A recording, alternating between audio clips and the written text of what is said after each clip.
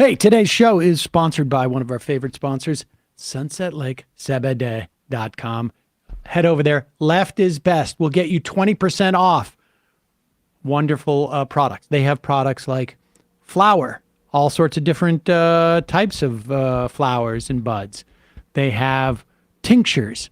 They have tinctures with melatonin. They have tinctures that are flavored with mint or orange. And they have it in different dose sizes. They have a Sebede fudge and Sebede coffee and lotions that are great for your skin and salves that are great for your muscles. And in my case, I use it for my eczema. It's been great. I have had no serious outbreak yet. I am anticipating one very soon as it's summer, but that's the way it goes with me. Oh. What's that? Mine's winter, but go on. Sounds like it's both also, for me. they are a great, they're movement partners. They have donated tens of thousands of dollars to things like union strike funds, food pantries, immigration resettlement, or I should say refugee resettlement, the things like the Innocence Project and the Last Prisoner Project, carceral reform. They have Give Directly. I mean, just a great company, $20 minimum wage, mostly employee owned. They practice regenerative farming and integrated pest management, so no pesticides. Their product has a tremendous amount of integrity. You can go, it's all third-party analyzed. Just a great a company and just a great product all the way around. I use it in one form or another every single day. Tincture, melatonin gummies, the Sebede gummies, which probably will go into effect tonight during the Celtics game. And check it out. sunsetlakesebede.com. Use the code LEFTISBEST. You will get 20% off. And now for the program. The Majority Report with Sam Seder, where every day's Casual Friday. That means Monday is Casual Monday, Tuesday, Casual Tuesday, Wednesday, Casual Hump Day, Thursday, Casual Thurs, that's what we call it, and Friday, Casual Shabbat. The Majority Report with Sam Seder.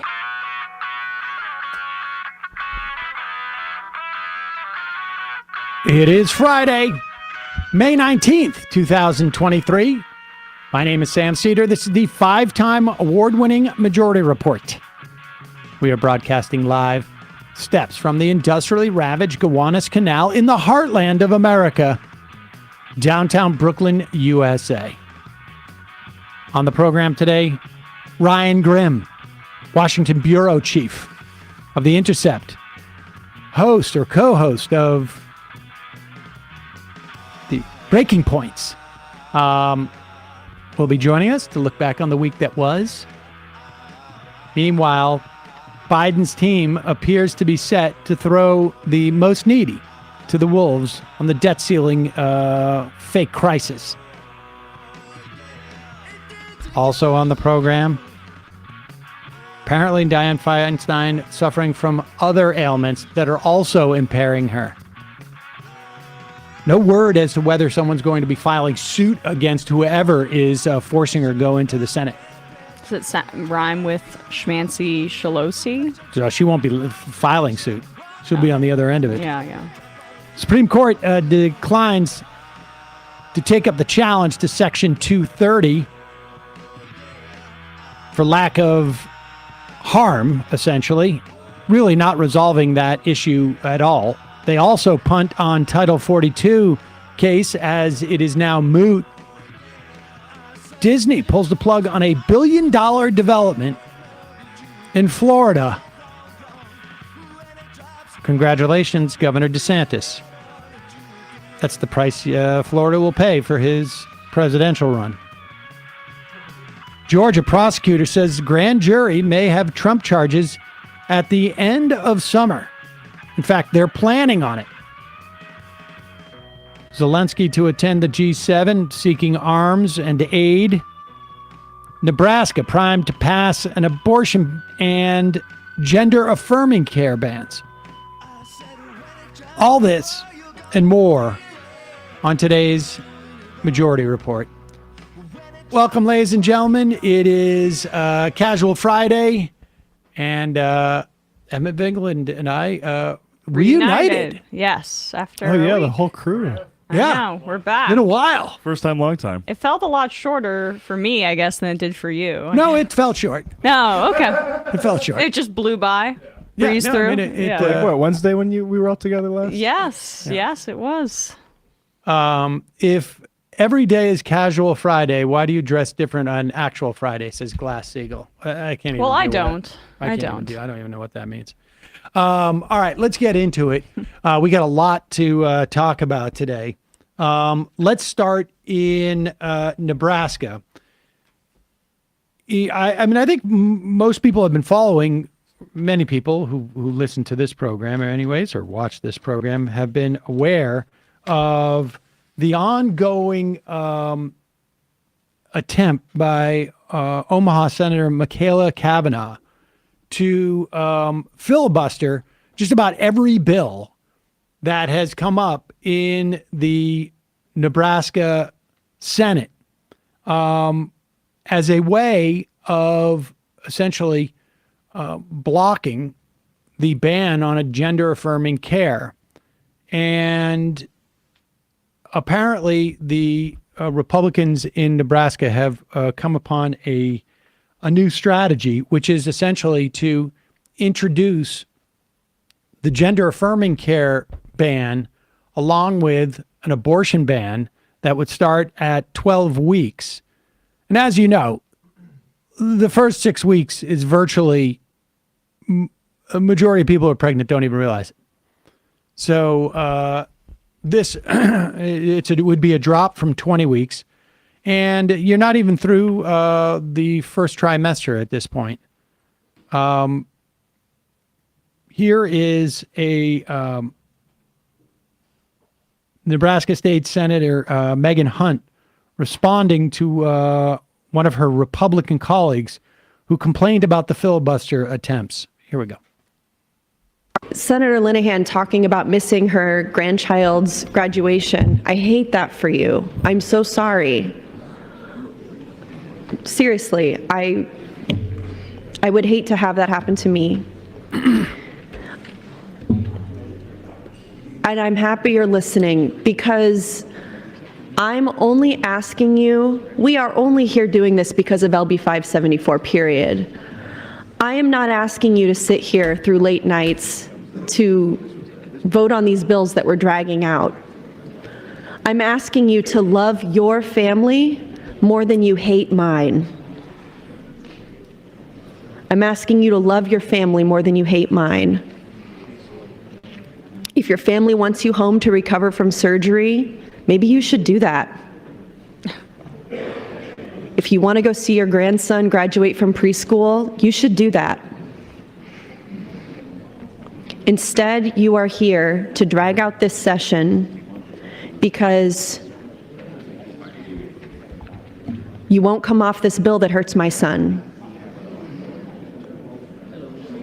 You hate him more than you love your own family, and that's why you're here. And so, go to the graduation. Go recover from your surgery. We don't need you here. We need you to vote no or present not voting on 574. Because, there's nothing else in this body that's affecting your family that way. Yeah, Senator Hunt is a queer woman herself, and she has a trans son. I mean, the way that you are that she is framing this is exactly. I mean, aside from it being just sort of the substance of what she's talking about exactly on point, but the way that she's framing it is also exactly on point. Yeah. And she is making it clear that she is not the problem. They are the problem. Yeah. Right. And instead, what the Republicans have done, and this clip was from yesterday, this morning, I guess, or maybe I don't know when they started to advance this bill on Tuesday by a single vote.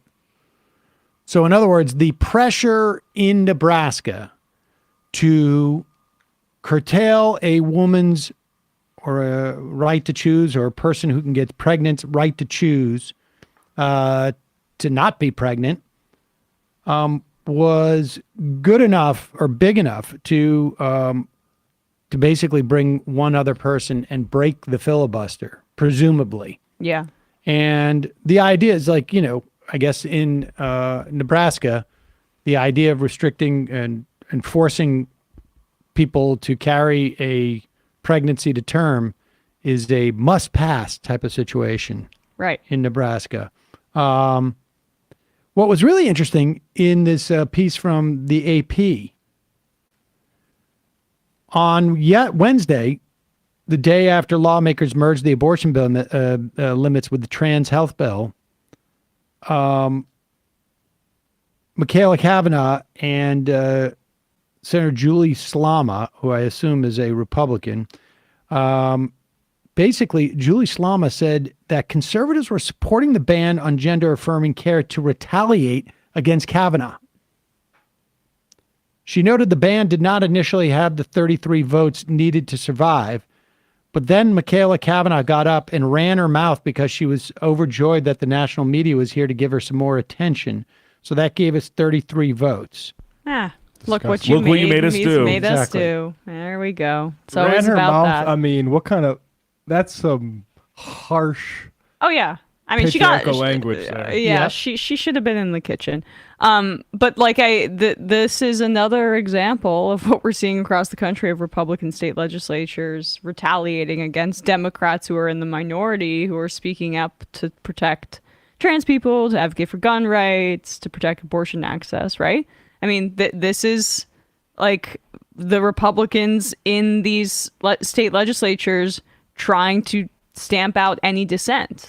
I mean, we're lucky that at least in Nebraska, they're using the filibuster to their advantage there. But without people like Megan Hunt or Kavanaugh, this would have been the 6-week ban would have gone through, and the initial trans-affirming care ban would have gone through, which banned everything, including hormones. Now they've tried to set up a compromise position, the 12-week ban. Now it's just a ban on surgeries for if you're under 19. But it's like, you can't, as we always say, you never compromise with these fundamentalists. It's incompatible with them. They'll always come back. They'll come back to do the rest later. And I will say, and we're going to talk to Ryan Grimm about this in a moment, but what Hunt does really effectively here is make it clear who is the problem and what are the different interests that are associated with this, and where the moral and practical and material authority stands. And she, by framing it, you hate my family more than you love your own, it puts the pressure on them. It may not be effective in this instance because of the sheer numbers, but that is what the national administration, what the Biden administration has failed to do on the debt ceiling. And it's going to have material impact for people. I understand. Like, the emotions are, more immediate and raw, I think, in this instance in Nebraska. But the fact is that we're going to end up with a deal that's going to hurt hundreds of thousands, if not millions, of Americans because of the failure of the administration to properly communicate to the American public who the problem is. And part of it is, I think they're just living in this incredible bubble. Mm-hmm. I mean, maybe they have trouble even seeing it themselves, but we'll talk more about that with Ryan Grimm. First couple of words from our sponsors today. It's spring. Lilacs blossoming. My favorite lilac, the bloomerang. Ooh. Yes. Fun It name. blossoms around now and then comes back in late in the summer, both as a tiny tree or as a bush. Where did I get it? Fast growing trees. It actually is more aromatic than regular lilacs. Okay. I mean, I didn't realize that at the time. I like the idea that it pops up twice. But that's the beauty of fast growing trees. You get a wider selection than you will get from like your local, box store or whatever it is. And the trees don't necessarily grow faster per se. They come bigger. They're bigger trees. And so when you put them in the ground, I mean, maybe they grow faster at that point because they're more established. They have a more complex root system, and there's more going on. But they also have fastgrowingtrees.com also has plant experts, not just will help you in terms of like what growing zone you're in, but also what might work around your locale. What are you looking for? You're looking for a shade tree. You're looking for a fruit tree. You're looking for this, that. They really help you out. Doesn't matter. You could get Meyer lemons. You could get evergreens, or Arkansas black apples, which I would recommend highly. They keep better. They blossom a little bit later.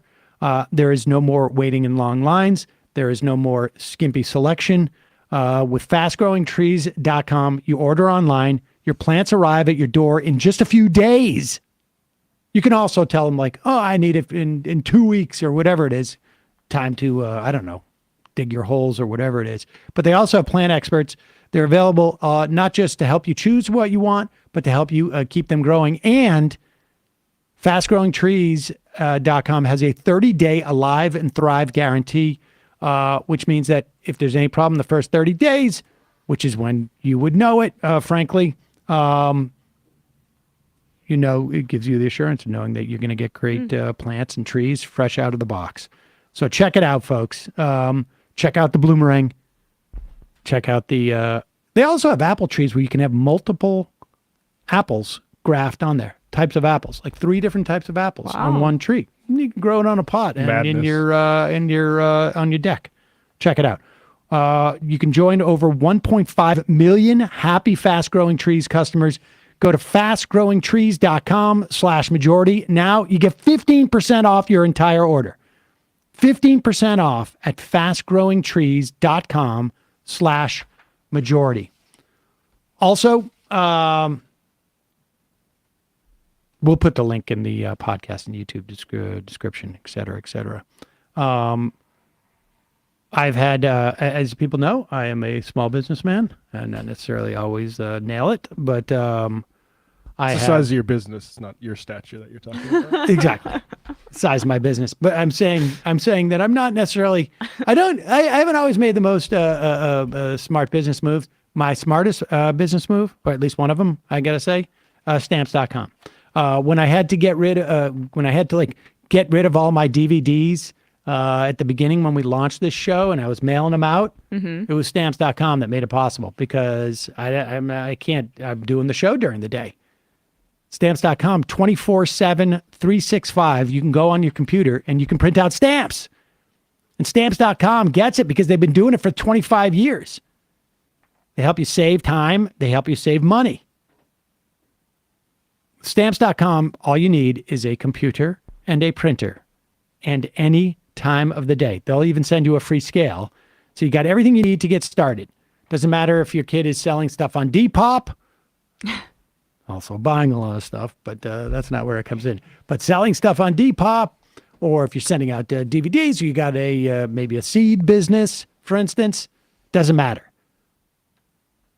Stamps.com gives you everything you need. And if you need package pickup, you can easily schedule it through your Stamps.com dashboard. If you sell products online, Stamps.com seamlessly connects with every major marketplace and shopping cart.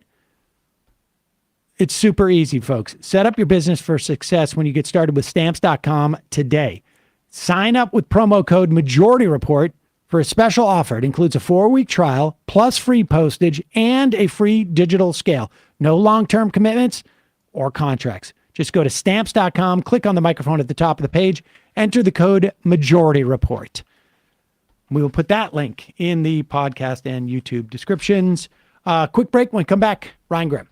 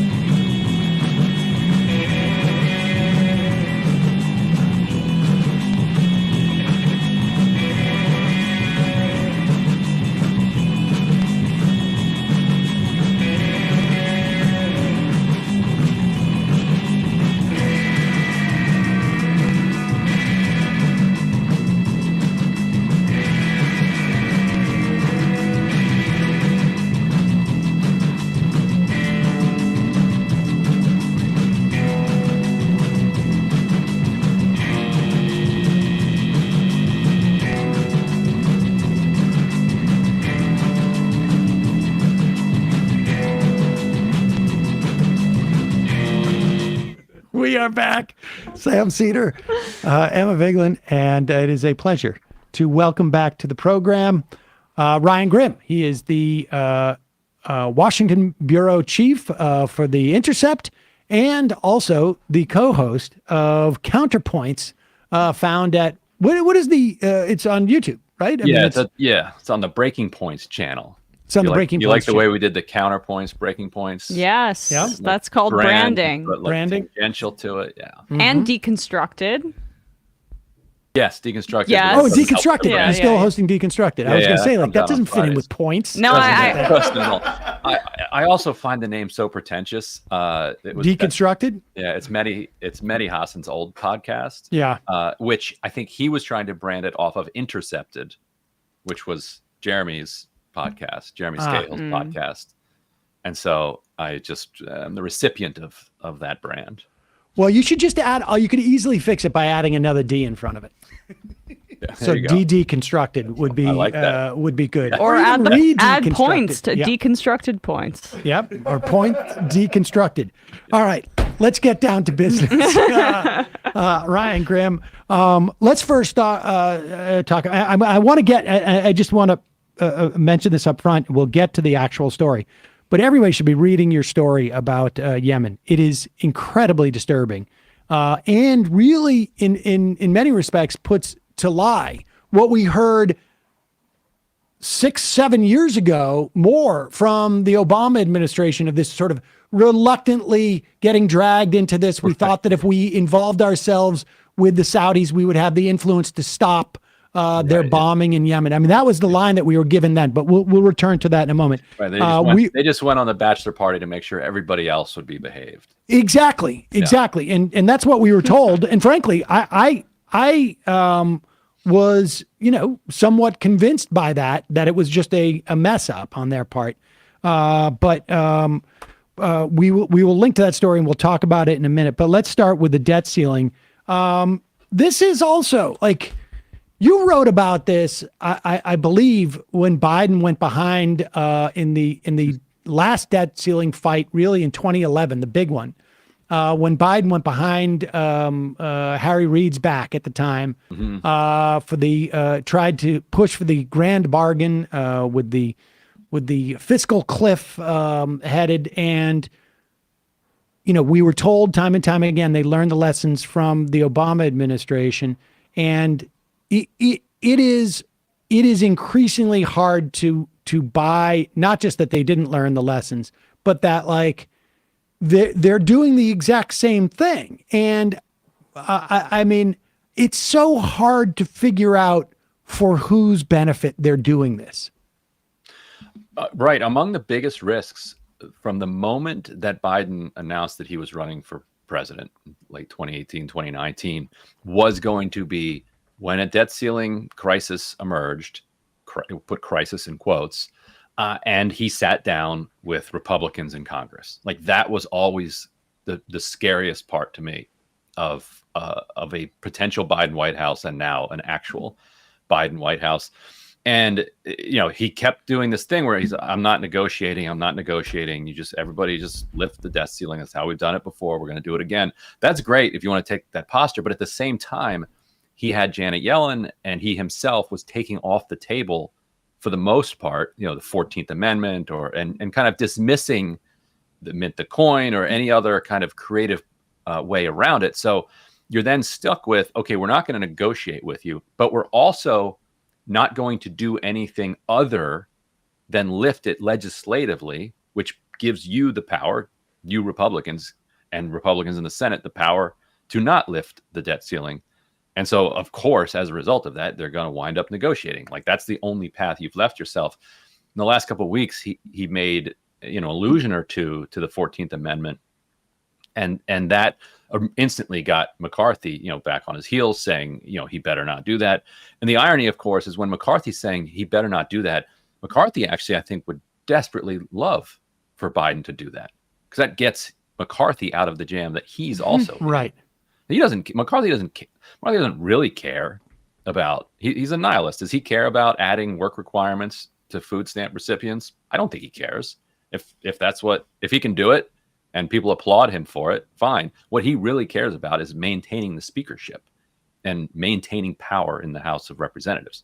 And so if Biden just said, we're doing 14th Amendment, we're going around you, he could put a motion of, anger on the House floor. A and resolution. We're super upset. And we're so upset this about is Biden's, a czar. And he's a dictator. And that's it. And they would, and I would imagine all future leaders of the Republican Party would also be excited about it, because once the precedent is set, nobody has to deal with this anymore. Yeah. And what do you think it is? Briar Patch resolution. Yeah.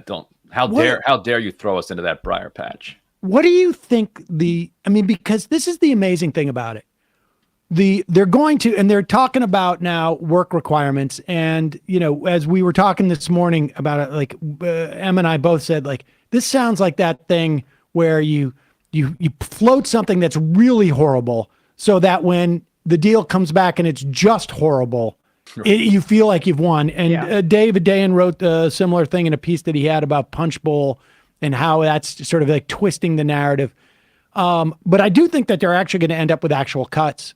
And I do think they're going to claw back COVID money. And the dollar amount, from the perspective of like a Republican who really wants to, supposedly is principled about spending money, or from a Democrat who like secretly wants to, be fiscally conservative, the dollar amount, even for both of those two parties, is negligible. The only real impact that dollar amount has is like on several 100,000 families who are getting food stamps, maybe millions, several, the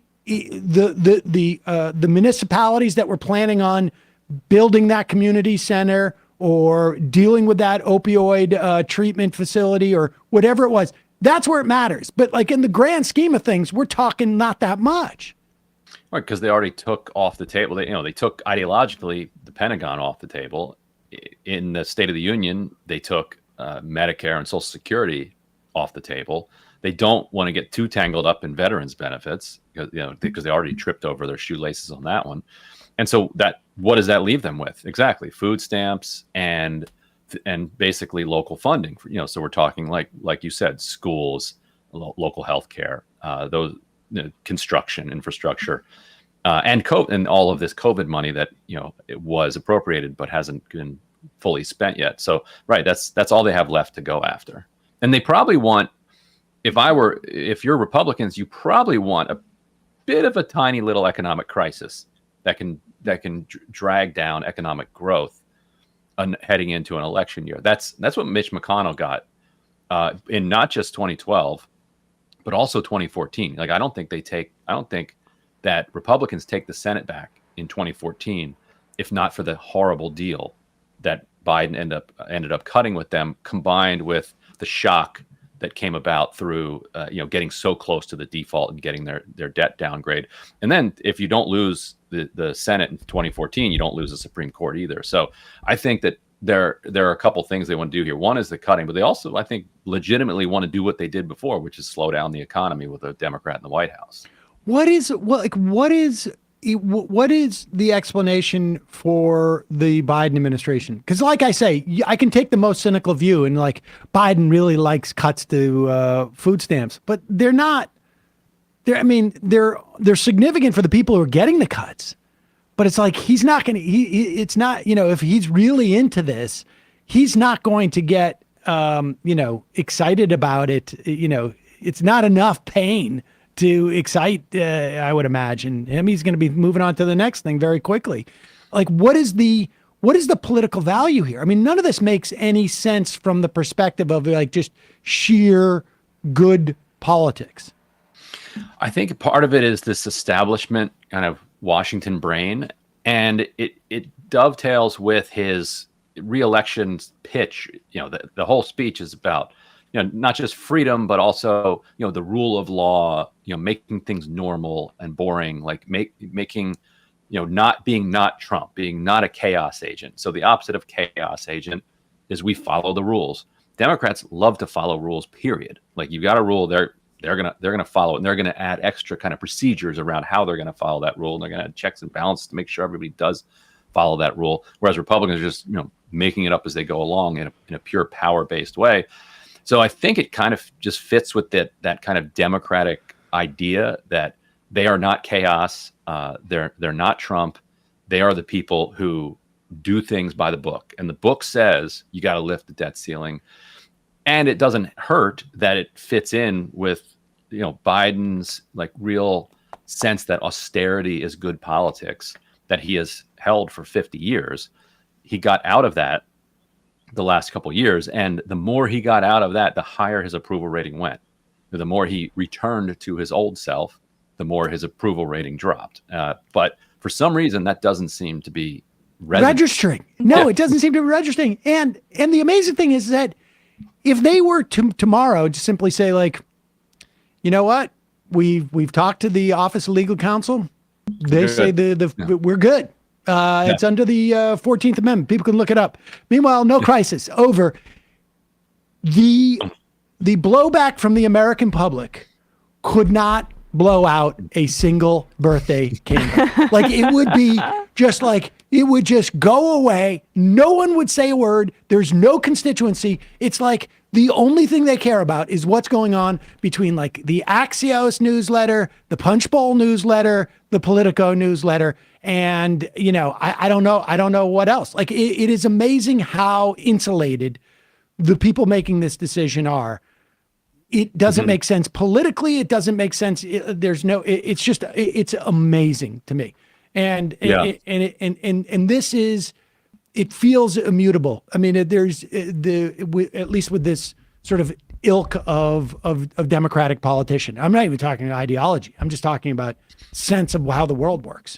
It actually makes me think that we need to bring HuffPost Hill back, or I need to be sending my own newsletter kind of on like a daily basis and reformat it closer to the Punchbowl, Axios kind of mold, because at least then when HuffPost Hill, if your listeners would, I don't know if they would remember it or not, it went out every day. It was widely read around Washington, kind of daily news with a left-wing humorous kind of take to it. And it served as an actual counterbalance kind of to some of the conventional wisdom that it prevented it from congealing as much.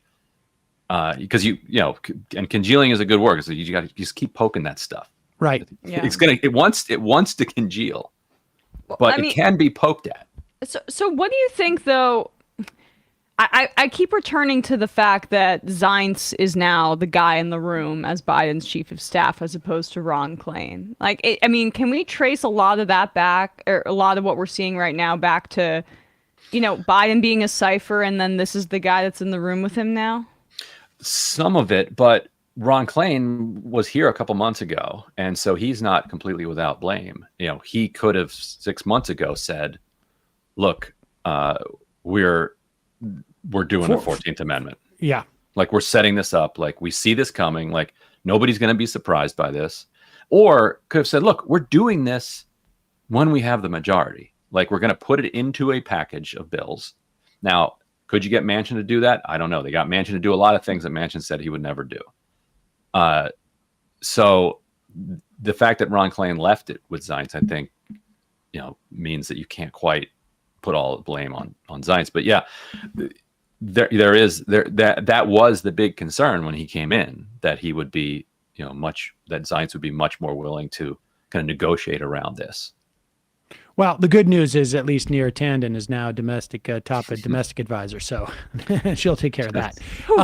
But I just want to make one point about the HuffPost briefing, because I think this is really insightful, both disturbing and insightful in the sense that like that literally could have an impact. Like the idea that there's another newsletter going around that just sort of like prevents the dilemma that, and this goes across the board for progressives, is if you look at like the Punchbowl newsletter and the Axios one and the Politico one, somewhere on that newsletter, it is, sponsored by, ExxonMobil or sponsored by Goldman Sachs, or sponsored by, and they're, the American Petroleum Institute, whoever it is.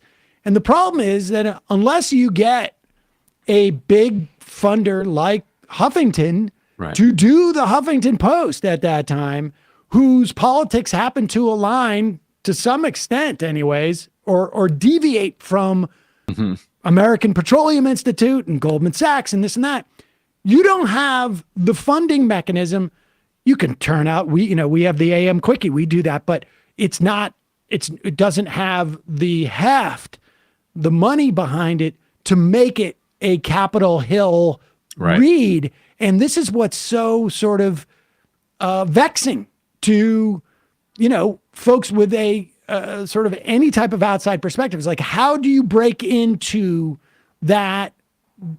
And it's both ideological, but it's really just talking about like there's this sequestered clique, and how do you get in there without having the money that it takes? I mean, this is like the perennial dilemma, it seems to me. Yeah, and it's hard to do, but it's so worth it because once you're in there, then you're in the heads also of all of the newsletter writers and everybody else, that they have to start to think about other ways of approaching an issue. Like it just broadens the question. And you could, I think, jam in, like, and if you remember back then, like the Huffington Post was hammering that mint the coin and 14th Amendment stuff throughout 2011. And, it ended up being the Freedom Caucus that saved the day there, because they wouldn't accept all of the Medicare and Social Security cuts because they came along with like some very meager tax increases that weren't even tax increases, but it was, Grover Norquist was going to call them tax increases. So they just blew the whole thing up. So maybe we still get that this time, that the Freedom Caucus says, you know what, we don't like any of this. Hope springs eternal. I guess we'll see. But I mean, it is an interesting thing to keep in mind, and in terms of like that breaking up it really is just, I don't know, it's nuts in many respects. Let's move on to the next thing in terms of the leadership that is just sort of crazy. This has been brewing for a year and a half, it feels like, with Dianne Feinstein. But over the past couple of days, there was a Politico story, and there was also a New York Times story. The emphasis was a little bit different in those two stories. When Politico has a story, 80% of the value of that story is to try and figure out who is the person who wanted that story written. And that gives you a sense of like, it's almost like when Politico writes a story, all you're seeing is the shadow of what the actual story is. And it talks about how Nancy Pelosi's daughter is Dianne Feinstein's chief advisor. I don't know, like what her official capacity is. They called her aide. And like a personal aide or a political aide, it's unclear. I have no doubt, and I will stipulate, maybe they've been family friends for decades. But in that Politico story, and it was also mentioned in the Times story, but in a much more sort of like buried fashion, was Nancy Pelosi has already endorsed Adam Schiff. Gavin Newsom has promised to appoint, if Dianne Feinstein was to resign, a black woman as a sort of like a temporary caretaker. And by the way, he promised this before and put Padilla, his longtime ally, in Kamala Harris's seat as then. So he broke his promise already. That's why the pressure's even more ramped up this time. And Newsom is like, I don't know what he's got, planned for his future, but he's definitely reaching out to the progressive community in a lot of different fashions to try and sort of promote himself. So there's pressure on him. It's not unclear who he would appoint, but there would be pressure, obviously, for Barbara Lee to get appointed to that. She's running. Could be somebody else. But there seems to be people around Dianne Feinstein who believe that Nancy Pelosi is driving this bus in part to make sure that Adam Schiff is in no way disadvantaged in the election in 2024. And this is nuts. I mean, honestly, like, it's despicable. I have, like a personal relationship to the idea of a woman of that age having dementia. And if I found out this type of stuff was going on in a nursing home, I'd sue. I mean, honestly, I would sue because it is quite clear that she is, I don't believe, let me put it this way, and I've said this on the show. If she wrote in a will tomorrow that said Sam Seder gets all of my money, the millions of dollars, and signs it, there is no way that stands up in a court of law. Right. There is no way that stands up as she is competent to sign that document. Yet she is. She can vote. She can vote. And here's the thing: if they could bring her in there to press the button in the way that we want her to press, I could be guaranteed that that's going to happen for 16 months or 18 months that she's going to occupy that seat, right? Because this goes to January 2024. But this is just the height of irresponsibility, and nobody seems to be doing about it in Washington, except for these leaks now that are coming to the papers. What if she votes the other way? What if she is in a mood where she's cantankerous and she doesn't like the way that she was treated, like on the way to the Senate chamber, and her aide tells her, "Okay, you're a yes vote on this nomination," and she's frustrated by whatever just happened. She's like, "No," or she forgets. I'm a no, or like right, she takes a minute between being told and then voting and forgets and votes no. What does the clerk do? Is that a no vote? What if Chuck Schumer's like, no, actually she meant yes. It's like, well, but you saying Chuck Schumer, when you say Chuck Schumer is important in this situation because he understands that Nancy Pelosi is essentially acting as a shadow senator right now. I mean, like, let's be real here. If all of these rumors are true and her daughter is, we just had Mick Hands wrote in, they call her in the article, Pelosi's daughter is her, quote, caretaker. If that's the case, then there's probably a lot of actions being taken by Pelosi's daughter on her behalf with Pelosi's say-so. And this is all to get her guy into the Senate. This is all so her legacy can be the continuation of her political machine. And what's so nuts is, like, this is not the first time that Nancy Pelosi has blocked Barbara Lee from moving up in the ranks of the Democratic Party. It was Hakeem Jeffries versus Barbara Lee to get Joe Crowley's caucus chair slot just a few years ago, right? So but it's I don't think it's personal with Barbara Lee because they gave her that kind of ceremonial thing later, but it's just more indicative of Pelosi's grip on not just the Democratic Party broadly, but the California political machine as well. The reason I'm not quite sure that I buy it is that Newsom would have every precedent to nominate a different black woman to that seat. You know, Barbara Lee's not the only black woman in the state, and it's very common that you'll have a vacancy open up in the middle of a race, and the governor will say, I don't want to prejudge for the voters, you know, who's going to take the seat, so I'm not going to choose from the active candidates. Right, a caretaker. And find somebody a young person in their 70s, and have them like serve out for the last year, who isn't Barbara Lee. So that's why I think that the idea that Pelosi is like desperately maneuvering to keep her in the seat doesn't quite add up, because the other way to like not give Lee an advantage is to just not appoint Lee to that seat. But maybe there's something we don't know in that way, though. Maybe there's some like behind, I don't know. Maybe he feels incumbent. Maybe he wants to do it and they're in a battle with Newsom. Maybe he's made some promises. I feel like that's not coming out of nowhere, the insistence that it would be Lee. I mean, I have to say that, like, I have a problem with Barbara Lee serving out a 6-year term as a senator at this age. Like, I mean, I don't want, she would not be my preferred candidate to do it. And I think like Newsom, it seems to me, could appoint a caretaker in that seat, somebody who, I think we saw that in Massachusetts, I think with, Kennedy's seat at the time. Mm-hmm. There's plenty of precedent for people resigning. Tad Cochran did it. Isaacson did it. We got, Loeffler. I mean, who knows what those motivations are? But let me ask you this. Like, what is there one thing that has been conflated, and I feel like it's been conflated on purpose, because we saw Nancy Pelosi do this with the student debt thing, where she went on television, national television, and said, the president doesn't have the authority to cancel student debt. Well, it turns out the president felt like he did have authority to cancel student debt. Now, maybe she didn't have access to anybody in OLC and couldn't ask that question. She just sort of freelanced it. And I think it was because she didn't want that student debt to be canceled. And so there is a precedent for this kind of like misinformation being put out by people saying, like, we can't do it.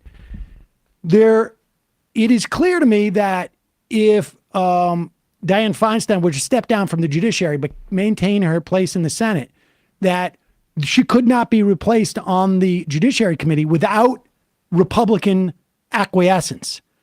But my understanding is if she resigns, not necessarily the person from California sits on the judiciary, but her seat on the judiciary can be replaced by a Democrat without Republican acquiescence. Do you know anything differently from that? No, that's correct. Yeah. She could also be expelled, but that would take a 2/3 vote. Right. I mean, she's not going to be expelled. But my point is that there's a story going around that if she resigns and leaves the Senate, that her vacancy on the judiciary cannot be filled without Republican help. And that's like going on. It is like I'm watching like people in like, Twitter and whatnot. And Twitter's not what it used to be with this stuff. But like there is a concerted effort to conflate those two facts. And I just want that clear with everybody. Yeah.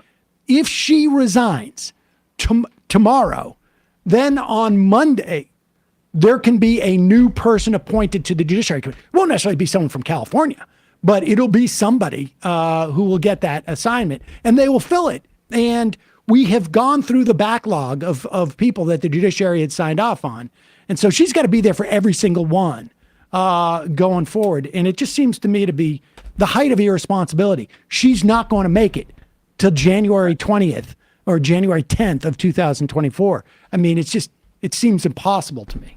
And inappropriate. Like it seems somewhat cruel. Like I don't, that's not usually in my, like, I don't, politicians, like, deal with it, but I don't know. It just seems messed up to me. Right. She no longer feels like a politician. She's now just a suffering human. Yeah. It's nuts. All right. I just want to touch on one thing with Giuliani and Durham, and then I want to get into your Yemen piece because it's an important one. Rudy Giuliani now facing two lawsuits. One is from the guy that tapped him on the back and got sent to prison for it, essentially sent to jail. But the other one is from someone who was formerly employed by him, who is filing a lawsuit inappropriate, like sexual abuse and non-compensation payment. There was a claim in there that she said that Giuliani had said to her, oh, incidentally, Trump and I are selling pardons for $2 million. If you know anybody, let me know. Which in and of itself would be a weird claim to include in that lawsuit. Doesn't seem to be in any way helping her case. But it also turns out that in 2021, John Kiriakou, who also pursued a pardon, he had paid a lobbyist, as people do, and pay to lobby the pardon board. But he also simultaneously got an offer via like Giuliani's people, and this is reported in the Times, for a pardon for $2 million. Yeah. Now, the lawsuit person could have read that and included in her lawsuit, but why would you do that? She's got all these texts and stuff to establish her claim. It seems a very weird thing to do. Has anybody investigated this? Does not seem like it would be hard to prove if you were federal prosecutors with subpoena power. And this seems more than enough probable cause to look at some bank records and just see if the money flowed. You can't think of a less credible witness than Giuliani, even to his own crimes. And so it could be possible that he never even talked to Trump and he was telling people that it's $2 million and I'm splitting it with Trump and just ripping off Trump like that. Trump would do the same thing to Giuliani if he could. Well, to be clear, Giuliani would have still broken the law in that instance. Oh, absolutely. so I mean, just maybe not Trump. Right. Right. But also you could totally see the two of them sitting around. What was Blagojevich's line? I'm not giving this thing away for free. Yeah. Like they're not in the habit of doing favors for people for free. No. Like, that's not how, like, and I think it offends their sensibility. Like the idea that Trump would do something as valuable to a person as pardon them. Yeah. For no compensation, I think offends his soul. It's a bad deal. It's a bad deal. You know, you're ripping me off. Yes, it is. I think the only thing suspicious about it is that it would be a 50-50 split. Right. Yeah. That's the only thing that strikes me as suspicious. Like Trump's not really going to be 55-45. Well, Trump's not as good a negotiator as he's always claimed. Right, so. I guess, but it's not like really Giuliani is at its top form either. Yeah, but maybe Rudy was like a few drinks in, and it's a Michael Cohen situation where Rudy would front the money and then take the fall, and Trump would pay him back later or whatever. But he was also bragging and. I mean, he was saying that he would pay this woman $1 million. He ended up only paying her, according to the complaint, $12,000. So the guy's a big talker and a complete lecherous goblin. It was unreal, the accusations in that. If Kirikow had not been, if this hadn't been reported back in 2021, I'd be far more skeptical of it because it does sound like something that Giuliani would say. It's like as a way of trying to impress somebody in his mind. But Kirikow is not the, I may be pronouncing his name wrong too, but it seems to me that somebody should be looking into this. Yeah. Yeah, but I think it's Kiriakou, but yeah, Kiriakou. Definitely, that's a crime. And we could think about the crime this way: Trump, you prosecute him for it, convict him, and if people elect him president in the face of that, then let him pardon himself for illegally pardoning people. That sounds like democracy, right? Yeah. And then you just wonder, would he owe Giuliani any money at that point? We can talk about the Durham thing, but I don't think there's really that much to talk about, to be totally honest. I mean, the thing that occurs to me is that Durham said, I also want to commend on page one, everybody on the great work they did on the Russian interference, which was clearly happened. But this investigation is about something different. And it ended up being essentially that all of the, what did he call it? Confirmation bias that led to, maybe a more robust investigation than should have been initially done. But, right. There's these distinctions about a formal investigation and a full-blown investigation and just poking around, because everybody agrees if you get a tip that you should follow it up. If you don't, and the Twin Towers go down, the people are going to ask, why didn't you follow up these tips? But right, to launch a full-blown kind of counterintelligence investigation that goes to the FISA court and starts wiretapping people right off the bat without doing the more. I think he made a fair point that here were some basic things you could have done, like this Danchenko character. Call him up, just talk to him, see if you find him credible. But right, you're talking about matters of degrees of investigation, not whether or not you would look into it. But my understanding was the counterintelligence, which one was it that didn't get started until after he fires Comey? Right. They threw another one on top of there. Yes. And it was one of the, which, that's not behavior of a guy who wants to be, who wants Comey to investigate to clear him. Yeah. He told Lester Holt, remember? Right. I did it because I did it to kill the Russia investigation. Yes. That would set off alarm bells in that organization. But nevertheless, we know what the Senate, the Republican-controlled Senate Intelligence Committee said. My perspective on the Trump thing was always, if there's any collusion or crossover, it's just simply because the same guy that Trump used to steal credit card numbers in some place in Eastern Europe also did contract work for the Russians.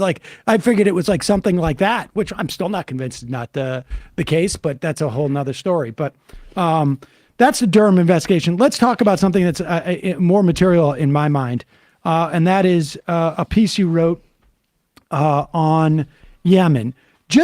Will you catch people up on what our involvement in Yemen was in this war between the Houthis and I guess essentially what was the Yemenis government, starting in the middle of the last decade, and what our role was, and then take us to here. Right. And so after there was a fight between, a kind of political fight between the Houthis and some other elements inside Yemen that basically devolved into an actual civil war.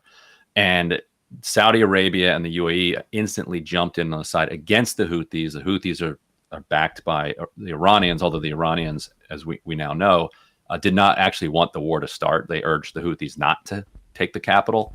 Houthis went and did it anyway. That's how proxies work. Sometimes they do what you want, sometimes they don't. And so we backed Saudi and the UAE in their fight against the Houthis. That was the Obama administration.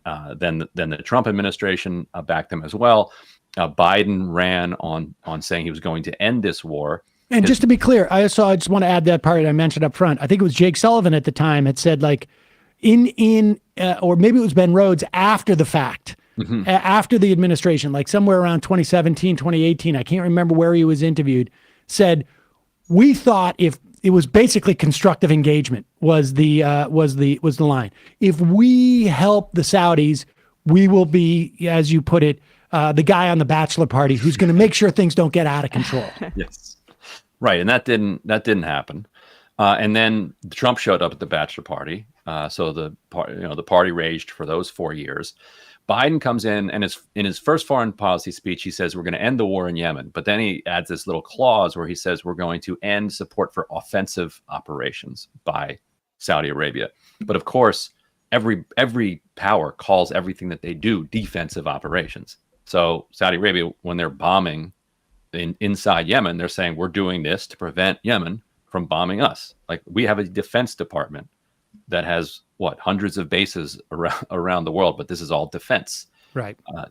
When Israel is bombing Gaza, this is Israel has a right to defend itself. So that became not terribly meaningful. And so there's been a ton of pressure in Congress on Biden to continue to restrict the help that we're giving the Saudis in their bombing. What shook everything up was wild. The Chinese came in and basically produced a détente between Iran and Saudi Arabia. It was shocking to the United States. So they're very concerned about losing their grip on the region. And out of that then comes this deal that is brokered outside of the kind of UN and US framework that is proceeding along toward a peace deal. Now we've had a truce, we've had a ceasefire for about more than a year. It's expired, but it's still been a de facto ceasefire.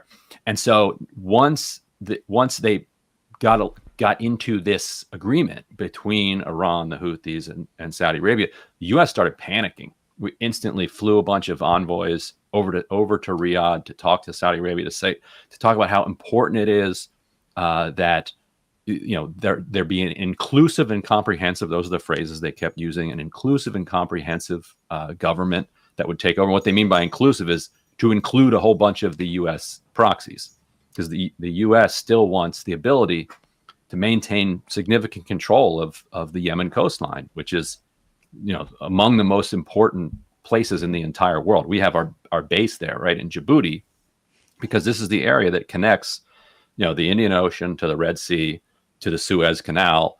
An enormous amount of the world's oil and goods flows through this area. So even though Yemen is totally poor and doesn't have any oil, it's just so strategically important that we want to make sure that we have control over enough areas of it that Iran is not able to cause problems for us constantly. And the dynamics are that Saudi Arabia is happy with this ceasefire. They're not getting drones and missiles coming from Yemen into Saudi Arabia, so they have no real incentive to strike a final peace deal, because they like things just as they are. But the Houthis are under a blockade. They can't get material, energy, food, medical supplies into the port of Hodeidah, into Aden. There are a few flights that have started up, but in general, they're still under this blockade. So time is working against the Houthis. So the longer you drag out these negotiations, the more likely it is that the Houthis play the only card they have, which is firing drones and missiles into Saudi Arabia and causing problems for them, because they're trying to be this, first world country with Messi playing football. They don't want like a war going around and like spooking all of these kind of rich Western people that they want to come to Saudi Arabia. So that's the card that the Houthis have to play. And so by the U.S.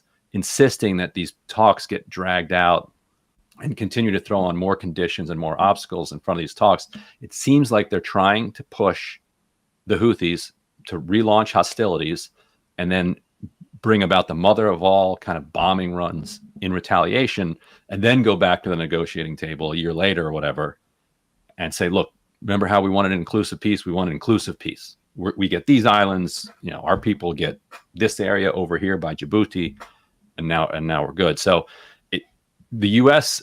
shockingly is like, as one person, Eric Sperling, said in my story, is more hawkish on this than Mohammed bin Salman. Like that, Saudi Arabia is ready to move on. This bloodthirsty, tyrannical nation is ready to move on from this war, and it's the U.S. is like, not yet. The embargo that is taking place, or blockade, I guess, is really more accurate in terms of Yemen. Like, how is that being enforced?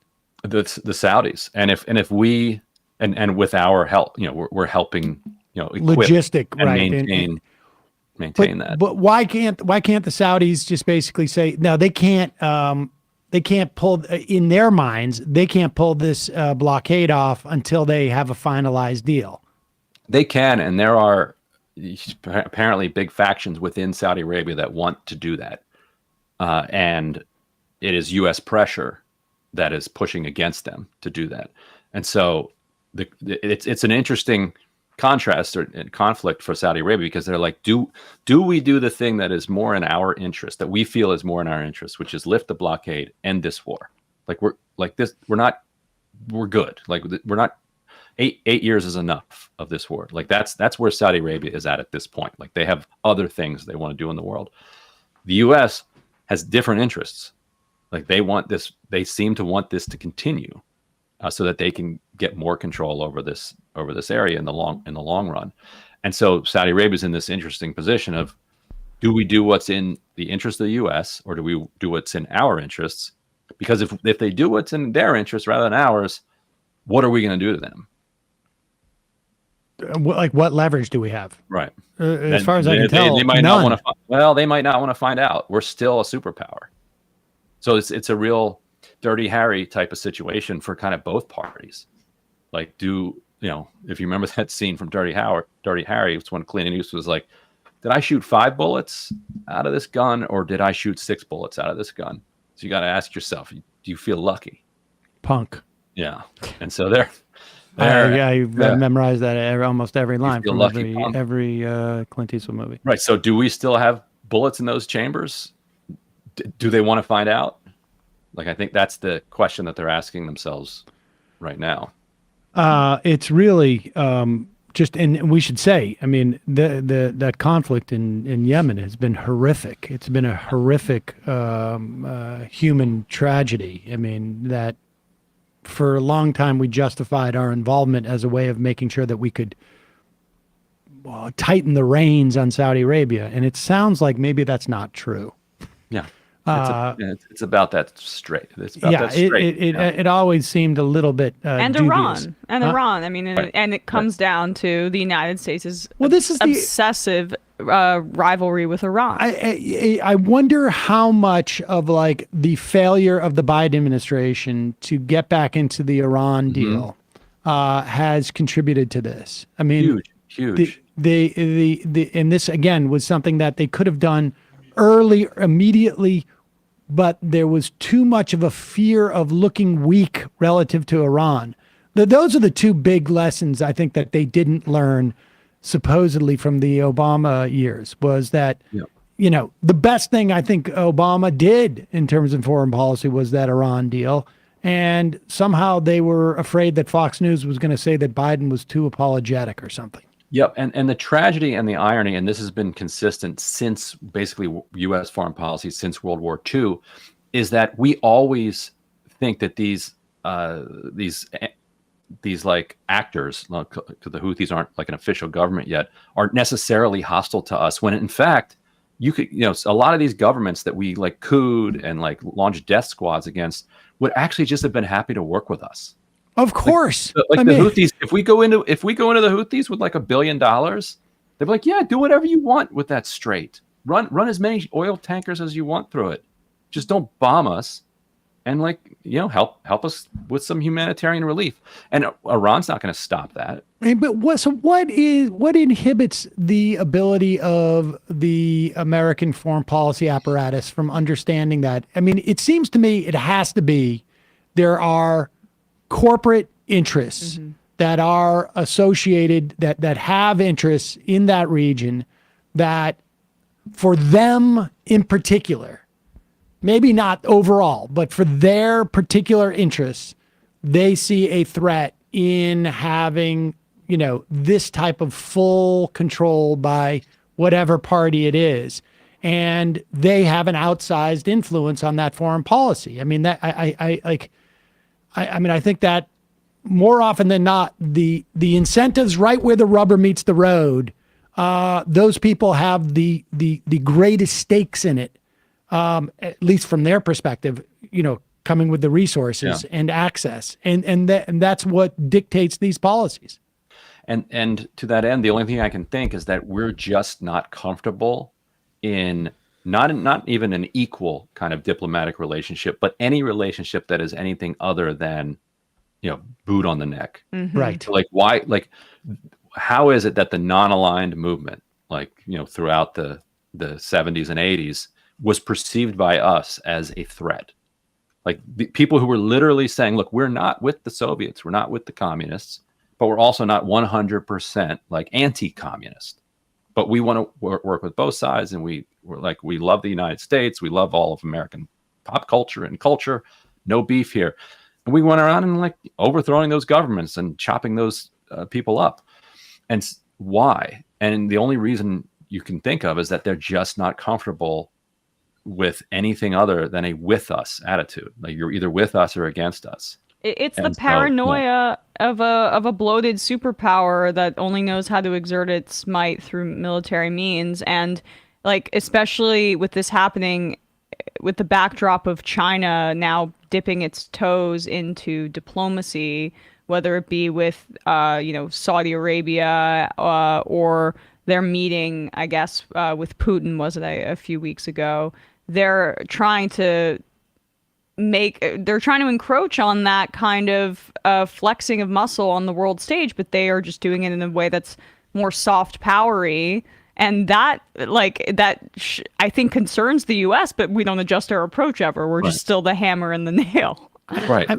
I mean, Lumumba, even if you remember, called the UN as like we in the Dutch are on the way to butchering him. To the end of his life, he thought that he could ally with us. We'd be friends with him. Who was the UN, the head of the UN that the CIA helped South Africa shoot out of the sky? The UN is not a member of the communist bloc. You have to just show 100% fealty. I'm convinced it's a function of capitalism and big capital's influence on the process. Rather than a national psyche. I mean, because the Chinese understand, and they've been investing in Africa for decades now. And their whole strategy has been we'll come in and help you build roads. And, and I think it's because they can operate in their own interest as a sovereign nation without having their policies a function of interest, of narrow financial interests in these situations. And I think that has, I think that is if you have enough guns for a while, hopefully, I guess not hopefully, but I'm saying from the perspective of the country, if you have enough guns and military might, making strategic decisions based upon narrow corporate interests, can work out for you, but only for so long, I would imagine. And I think, and bureaucratically also, it comes back to the safety in a decision. Like if you're the bureaucrat, the diplomat who's like, let's just work with the Houthis in this. Like they won, let's do it. If that's not going to go 100% perfectly. Like they're detaining some of our staff at the embassy currently, and so like let's say they detain some more. They do something else, horrific. Now you're the diplomat who like suggested working with these goons, and when our goons do horrific things, that's okay. Like they can chop up a Washington Post columnist and we'll get over it. But if the other goons do something, then that is a reflection of a completely failed foreign policy. And what were you thinking? We need confrontation. It's a great piece of reporting, and I hope I hope it gets widely read, and then that the New York Times steals it from you and reprints it under their byline, and so that we can get even more attention to it. But we will put a link to that piece over at the Intercept entitled "The Yemen War Can Be Over If Biden Wants It." Ryan, always a pleasure. Great time as always. Thanks, Ryan. All right, folks. Going to head into the fun half of the program. Look at that. Early fun half for a Friday. Oh, yeah. Yeah. Only a 75-minute podcast today for the freebies. Folks, if you want to support this program because you listen to it on a regular basis and you like what it does, I don't know if maybe you just listen on Fridays.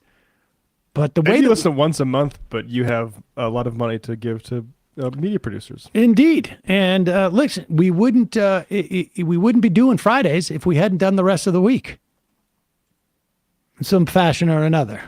So interesting point. Yeah, I mean, Friday doesn't show up in a vacuum. It takes Monday through Thursday to make it Friday. Interesting point. And so, join themajorityreport.com. You can help the show survive and thrive. And when you become a member, you not only get the free half, free of commercials, although we got to get into habit of like first time we have an ad out, we should include one, maybe for members or at least part of one. Give them the. We should say for members, we got a deal with Fast Growing Trees and of course Sunset Lake Sabadell and stamps.com today. But join themajorityreport.com. And you also get to I Am the Show as a member with the free app at majorityapp.com. Also check out AM Quickie and justcoffee.coop. Fair trade coffee, tea, or chocolate. Use the coupon code majority. Get 10% off. Game 2. Emma. Yes, tonight. ESPN totally dedicated to the Celtics for the next couple of weeks. In one way, to their loss, I would say. I mean, I hate Boston, so not as a city, but like 'cause their sports teams. I think I downplay that with you, but I'm a New York sports fan, so I don't like Boston teams. So anyway, on ESPN, Matt, what's happening on Left Reckoning? Honestly, just check it out on Monday. We missed last week, but we're going to be doing big catch-ups with the NBA, NHL playoffs. The loss of the referendum or the vote to keep the Arizona Coyotes in Arizona, and they're still trying to circumvent the will of the people because the NHL really wants that southwestern market for some reason. We'll talk more about that. YouTube.com/ESPN show. What are the chances of the Knicks going forward? None. What do you mean? Yeah. I mean, you're not breaking news here that the Knicks are bad. Historically bad. Gotta get rid of Randall. Please don't trade him to the Timberwolves. I mean, please don't do that. I'm glad you're on that train. I agree that we need to get rid of Randall. Anyway. Yeah. Matt, what's happening in Left Reckoning? Left Reckoning. Go check out our discussion, the second edition of David and I's talk of Marx's 18th Brumaire of Louis Napoleon, which I think has a lot of relevance in the Trump and maybe post-Trump era for American politics. We also had Matt Huber and Vivek Chibber on to talk about class and climate and stuff like that. So patreon.com/Left Reckoning to support the show. We got a Sunday show coming up for patrons. All right, folks. 646-257-3920 is the number. We'll take some phone calls, take some IMs. We left it open, so we haven't had a chance to do a show together for almost a week. It has been a week. Yeah. Oh. Went by really quick. 646-257-3920. We'll see you in the fun half.